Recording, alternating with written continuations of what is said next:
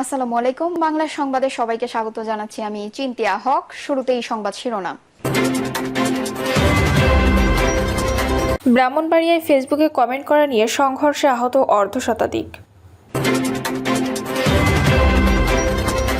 এদিকে এনসিপি জামায়াত মনে করে নির্বাচন হলে বিএনপি ক্ষমতা আসবে, তাই নির্বাচন চায় না।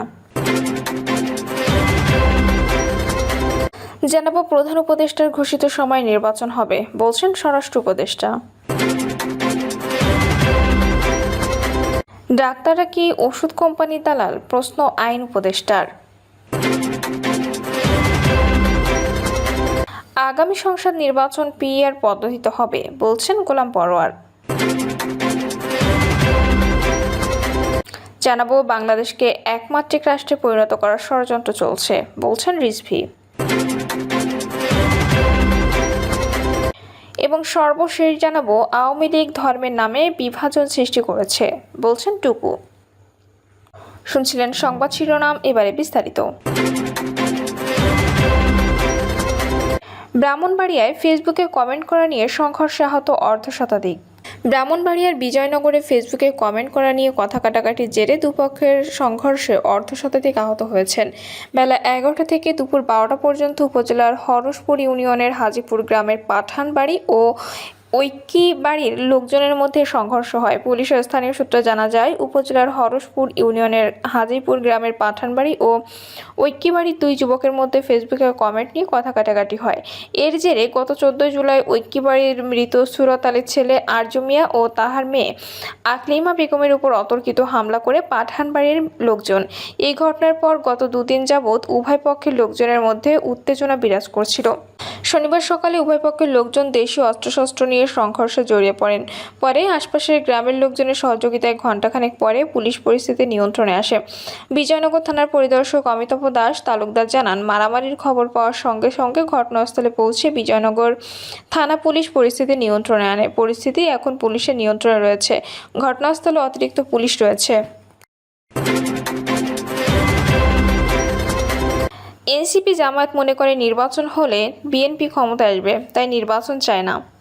বিএনপি নির্বাহী কমিটির সদস্য রুহুল কুদ্দুস তালুকদার দুলু বলেছেন, নির্বাচনকে কেন্দ্র করে আবার নতুন করে ষড়যন্ত্র শুরু হয়েছে।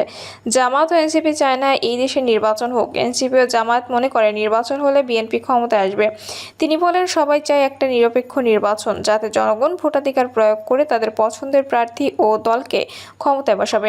তাই নির্বাচনকে বানচাল করার ষড়যন্ত্র চক্রান্তকে রুখে সবাইকে ঐক্যবদ্ধভাবে মোকাবেলা করতে হবে। প্রধান উপদেষ্টার ঘোষিত সময়ে নির্বাচন হবে, বলছেন স্বরাষ্ট্র উপদেষ্টা। প্রধান উপদেষ্টা ডক্টর মোহাম্মদ ইউনূসের ঘোষিত সময়েই নির্বাচন অনুষ্ঠিত হবে বলে জানিয়েছেন স্বরাষ্ট্র উপদেষ্টা লেফটেন্যান্ট জেনারেল মোহাম্মদ জাহাঙ্গীর আলম চৌধুরী। তিনি বলেন, প্রধান উপদেষ্টা যে তারিখ বা মাসে নির্বাচনের ঘোষণা করেছেন, সেই সময়ে নির্বাচন অনুষ্ঠিত হবে। স্যারের কথার উপরে আমাদের কোনো কথা নেই। ক্ষমতা জনগণের হাতে। জনগণ নির্বাচনমুখী হলে কেউ বাধা দিতে বা বন্ধ করতে পারবে না। স্বরাষ্ট্র উপদেষ্টা বলেন, কোনো চাঁদাবাজকে ছাড় দেওয়া হবে না। যত বড়ই হোক ব্যবস্থা নেওয়া হবে, তাকে আইনের আওতায় আনা হবে। সবজির দাম কিছুটা বাড়লেও বাজার স্বাভাবিক রয়েছে উল্লেখ করে তিনি বলেন, প্রচুর বৃষ্টিপাতের কারণে অনেক শাকসবজি নষ্ট হয়েছে, এজন্য দাম কিছুটা বেড়েছে। প্রচুর আলু মজুত রয়েছে। পাইকারি থেকে খুচরা বাজারে আসতে আসতেই অনেক দাম বেড়ে গেছে, কিন্তু কৃষকরা দাম পাচ্ছে না। মধ্যস্বত্বভোগীরা লাভ বেশি করছে, তাদের এটা কমিয়ে আনতে হবে। জাহাঙ্গীর আলম চৌধুরী বলেন, পলিথিনের ব্যবহারের কারণে আমাদের মাটি নষ্ট হয়ে যাচ্ছে। পলিথিন কোনো অবস্থায় নষ্ট হয় না। অনেক সময় পলিথিনের জন্য পানি আটকে যায়। এর কোনো উপকারিতা নেই, অপকারিতা বেশি। একসময় আমাদের কিন্তু পাটের একটা বিরাট চাহিদা ছিল। এখন আপনারা যদি পলিথিন ব্যবহার বন্ধ করে পাটের ব্যাগ ব্যবহার শুরু করেন, তবে আমাদের কৃষকরা লাভবান হবে। এ সময় তিনি সমাজের সব শ্রেণী পেশার মানুষকে মাদকের বিরুদ্ধে সোচ্চার হওয়ার আহ্বান জানান।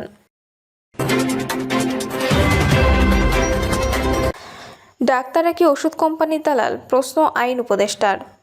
ডাক্তারদের পৃথিবীর কোনো দেশে বেসরকারি হাসপাতালে ওষুধ কোম্পানির প্রতিনিধিদের জন্য নির্দিষ্ট সময় দেওয়া থাকে। ডাক্তাররা কি ওষুধ কোম্পানির দালাল, প্রশ্ন আইন, বিচার ও সংসদ বিষয়ক উপদেষ্টা ডক্টর আসিফ নজরুলের। আইন উপদেষ্টা বলেন, আমাকে বছরে অন্তত 5-6 বার হাসপাতালে যেতে হয়। আমি কখনো বিদেশে চিকিৎসা নিইনি, কারণ আমার সে সামর্থ্য নেই। দেশে চিকিৎসা নিয়েই ভালো সেবা পেয়েছি, কারণ মানুষ আমাকে চেনে। কিন্তু সাধারণ মানুষ কি একই সেবা পাচ্ছেন? রোগীর কথা শোনার বদলে ডাক্তাররা অনেক সময় 14 থেকে 15টি টেস্ট টেস্টে ধরিয়ে দেন, নির্দিষ্ট কোম্পানির ওষুধ কিনতে বলেন। এসব বন্ধ করতে হবে। তিনি আরও বলেন, ডাক্তারদের পৃথিবীর কোনো দেশে বেসরকারি হাসপাতালে ওষুধ কোম্পানির প্রতিনিধিত্বের জন্য নির্দিষ্ট সময় দেওয়া থাকে। ডাক্তাররা কি শুধু ওষুধ কোম্পানির দালাল? দেশের বড় বড় ডাক্তাররা কি ওষুধ কোম্পানির মধ্যস্বত্বভোগী? কোনো জায়গায় নামিয়েছে নিজেদের। এছাড়া ডাক্তাররা অভিযোগ করে টেস্টের রেজাল্ট ভুল, অথচ দেশে অনেক জায়গায় ভালো টেস্ট হয়। আইন উপদেষ্টা বলেন, সবথেকে বেদনাদায়ক হচ্ছে বেশিরভাগ হাসপাতালে নার্স ও কর্মচারীদের আচরণ ও মন খারাপ থাকে। তারা ক্ষিপ্ত হয়ে থাকেন, সেবা দিতে চান না, কারণ তারা 12,000 টাকা বেতন পান। আপনারা কম টাকা লাভ করেন। অনেক হাসপাতালে মালিক আছেন যাদের আমি ব্যক্তিগতভাবে চিনি। অনেকে কোটি টাকার বাগান বাড়িতে থাকতে পারেন, অথচ নার্সদের ভালো বেতন দিতে পারেন না। আপনারা লাভ করেন, কিন্তু সেটা ন্যায্যভাবে করেন। তিনি আরও বলেন, আজকে মানুষ ভারত ব্যাংকক যেতে চায় না, আপনাদের কাছে সেবা পেতে চায়। আগামী সংসদ নির্বাচন পিআর পদ্ধতিতে হবে, বলছেন গোলাম পরোয়ার। কোনো দল পিআর পদ্ধতি নির্বাচন চাক বা না চাক, আগামী সংসদ নির্বাচন পিআর পদ্ধতিতে অনুষ্ঠিত হবে। দেশের জনগণ পিআর পদ্ধতি গ্রহণ করবে বলে মন্তব্য করেছেন জামাত ইসলামী সেক্রেটারি জেনারেল অধ্যাপক মিয়া গোলাম পরোয়ার। তিনি আরও বলেন, পিআর পদ্ধতি জামাত ইসলামী নতুন করে চাচ্ছে না। আমাদের সাবেক আমির অধ্যাপক গোলাম আজম নির্বাচন অবাধ ও সুষ্ঠু করতে দুটি পদ্ধতির কথা বলে গেছেন। এর মধ্যে একটি তত্ত্বাবধায়ক সরকার, একটি পিআর পদ্ধতি নির্বাচন। বিগত নির্বাচন নিরপেক্ষ করতে তত্ত্বাবধায়ক সরকার যেমন প্রতিষ্ঠিত হয়েছে, তেমনি সব দলের অংশগ্রহণমূলক নির্বাচন অনুষ্ঠানের লক্ষ্যে পিআর পদ্ধতিতেও প্রতিষ্ঠিত হবে। তিনি বলেন, নির্বাচন অবাধ ও সুষ্ঠু করতে পৃথিবীতে যতগুলো পদ্ধতি চালু আছে তার মধ্যে পিআর পদ্ধতি সবচেয়ে গ্রহণযোগ্য, নিরপেক্ষ। 91টি দেশে পিআর পদ্ধতি চালু আছে। আগামী সংসদ নির্বাচনে পিআর পদ্ধতিতে অনুষ্ঠিত হবে ইনশাল্লাহ। বাংলাদেশকে একমাত্রিক রাষ্ট্রে পরিণত করার ষড়যন্ত্র চলছে, বলছেন রিজভী। বাংলাদেশকে আবারও একমাত্রিক রাষ্ট্রে পরিণত করার ষড়যন্ত্র চলছে বলে মন্তব্য করেছেন বিএনপির জ্যেষ্ঠ যুগ্ম মহাসচিব রুহুল কবির রিজভী। বিএনপির এই নেতা বলেছেন, বিশ্ববিদ্যালয় প্রশাসনের দলীয় নিয়োগে সংস্কৃতি প্রতিষ্ঠার চেষ্টা হচ্ছে। বিএনপি চেয়ারপারসন খালেদা জিয়া ও ভারপ্রাপ্ত চেয়ারম্যান তারেক রহমানের সংগ্রামের মূল লক্ষ্য হচ্ছে একটি প্রকৃত গণতান্ত্রিক বাংলাদেশ প্রতিষ্ঠা করা, যেখানে আইনের শাসন থাকবে এবং ভয়ভীতি বাইরে মানুষ স্বাধীনভাবে মত প্রকাশ করতে পারবে। রিজভী বলেন, যে আত্মত্যাগের বিনিময়ে নতুন প্রজন্ম রক্ত দিয়েছে, সেই রক্তের দাম রাখতে হবে। 5 বছরের শিশু থেকে শুরু করে অসংখ্য শিক্ষার্থী জুলাই আগস্টের গণঅভ্যুত্থানের মিছিলে প্রাণ দিয়েছে। যে সময় সন্তানেরা বাবা মায়ের কোলে থাকার কথা, হাতে বই আর টিফিন নিয়ে থাকার কথা, সেই সময় তারা বুক চিতিয়ে রাস্তায় দাঁড়িয়েছে গণতন্ত্র প্রতিষ্ঠার দাবিতে।